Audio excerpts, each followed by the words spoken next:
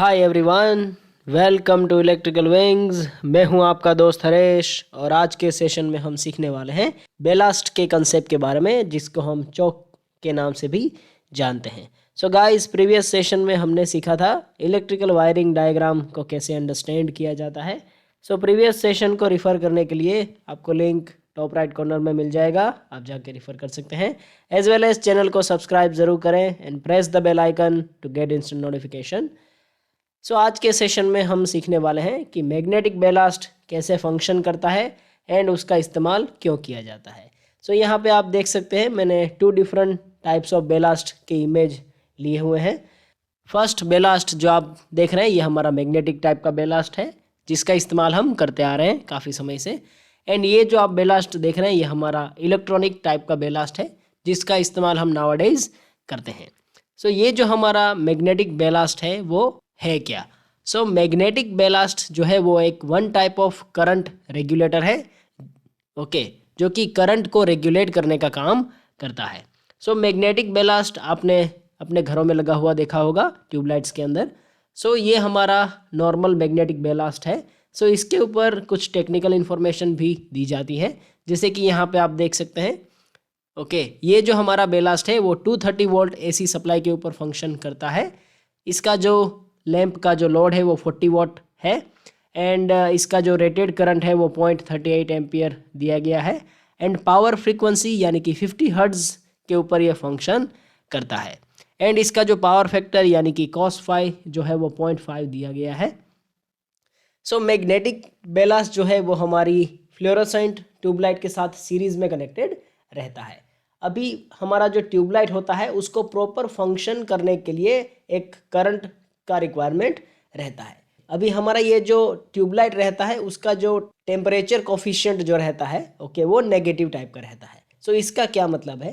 सो जैसे ही हमारा tubelight start हो गया, ओके, उसके अंदर से करंट जो है वो पास करता है। अभी जैसे जैसे हमारा ट्यूबलाइट जो है वो ग्लो करते जाता है, ओके, यानी कि जैसे जैसे उसके अंदर से करंट पास करता जाएगा उसका जो रेजिस्टेंस है वो कम होता जाएगा, क्योंकि उसका जो टेम्परेचर है वो इंक्रीज हो रहा होता है। सो जैसे जैसे ट्यूबलाइट का टेम्परेचर राइज होता है उसका रेजिस्टेंस कंपोनेंट जो है वो डाउन होता जाता है। सो उसके अंदर से और ज़्यादा करंट पास होने लगता है। एक समय ऐसा आता है कि हाई टेम्परेचर की वजह से ओवरहीट होने के बाद हमारा जो ट्यूबलाइट है वो डैमेज हो सकता है। पर अगर हम मैग्नेटिक बेलास्ट का इस्तेमाल वहाँ पे करते हैं, देन मैग्नेटिक बेलास्ट जो है वो हमारी ट्यूबलाइट को जितना करंट का रिक्वायरमेंट है प्रॉपर फंक्शन करने के लिए उतना ही करंट जो है वो प्रोवाइड करता है।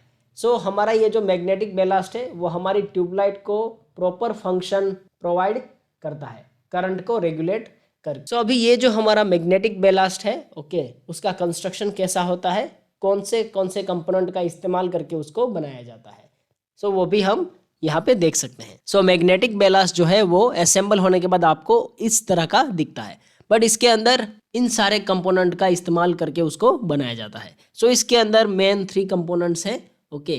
फर्स्ट कंपोनेंट है ई शेप आयन कोर। सो ई शेप आयन कोर जो है वो दिखने में ऐसा रहता है, आप यहाँ पे देख सकते हैं। ये ई शेप के जो कोर रहते हैं वो लेमिनेटेड रहते हैं एडी करंट को रिड्यूस करने के लिए। एंड दूसरा मेन कंपोनेंट है कॉपर कॉइल। सो ई शेप आयन कोर के ऊपर कॉपर कॉइल को सेट किया जाता है, यानी कि लगाया जाता है एंड उसको इंसुलेटेड रखने के लिए उसके ऊपर इंसुलेशन लगाया जाता है।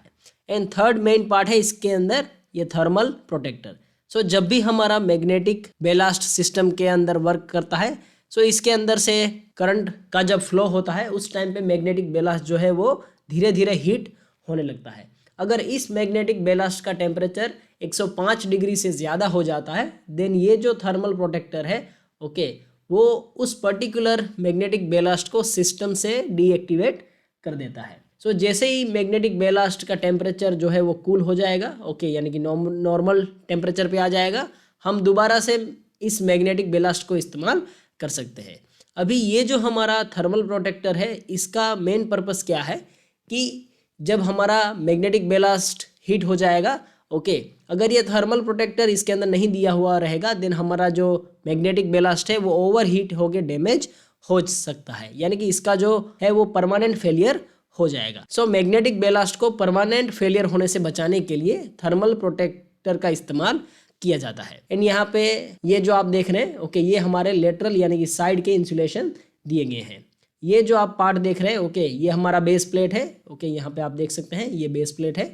सो बेस प्लेट का इस्तेमाल करके हम मैग्नेटिक बेलास्ट को हमारा जो लाइटिंग फिक्सचर रहता है उसके अंदर हम इंस्टॉल कर सकते हैं। एंड ये जो आप टर्मिनल्स यहाँ पे देख रहे हैं, सेम टर्मिनल्स यहाँ पे लगे हुए हैं। सो टर्मिनल्स के अंदर वायरिंग किया जाता है।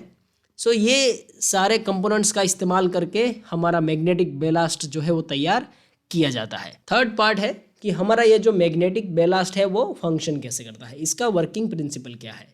सो यहाँ पे आप फिगर में देख सकते हैं कि हमारा ये जो मैग्नेटिक बेलास्ट है वो हमारी ट्यूबलाइट के साथ सीरीज में कनेक्टेड है ओके। एंड यहाँ पे उसको सिंगल फेज एसी सप्लाई दिया जाता है। सो जब यहाँ पे सिंगल फेज एसी सप्लाई दिया जाएगा देन करंट का जो फ्लो है वो बेलास्ट से होते हुए ओके इस तरह से फ्लो करता है। स्टार्टिंग में ट्यूबलाइट जो है वो ग्लो नहीं करता है, सो उसके अंदर से कोई भी करंट का फ्लो नहीं रहता है। स्टार्टिंग में बेलास्ट से होते हुए, स्टार्टर से होते हुए करंट जो है वो फ्लो करता है। जैसे ही हमारा ट्यूबलाइट जो है वो इग्नाइट हो जाएगा ओके, उसके बाद करंट का जो फ्लो है वो इस तरह से होता है, बेलास्ट से होते हुए एंड ट्यूबलाइट से होते हुए रिटर्न हो जाता है।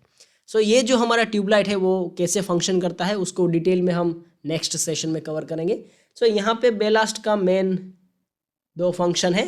एक तो ट्यूबलाइट को जो करंट मिलना चाहिए ओके, उस करंट को रेगुलेट करने का काम करता है, एज वेल एज ट्यूबलाइट को इग्नाइट करने के लिए जो वोल्टेज का स्पाइक का जो रिक्वायरमेंट रहता है उस हाई वोल्टेज को प्रोवाइड करने का काम भी ये बेलास्ट करता है। सो यहाँ पे बेलास्ट के दो मेन फंक्शन हो जाते हैं, करंट को रेगुलेट करना एंड हाई वोल्टेज का जो स्पार्क रहता है स्टार्टिंग में ट्यूबलाइट को इग्नाइट करने के लिए उसको भी प्रोवाइड करता है। सो बेलास्ट जो है वो एक इंडक्टर कोयल है ओके, जिसको लेमिनेटेड कोर के ऊपर फिट किया जाता है। सो ट्यूबलाइट का जो टेम्परेचर कोफिशिएंट रहता है वो नेगेटिव टाइप का रहता है। जैसे जैसे इसके अंदर से करंट बढ़ेगा इसका टेम्परेचर बढ़ेगा, एंड ट्यूबलाइट का जैसे ही टेम्परेचर बढ़ेगा उसका रेजिस्टिव कोफिशिएंट डाउन होता जाएगा।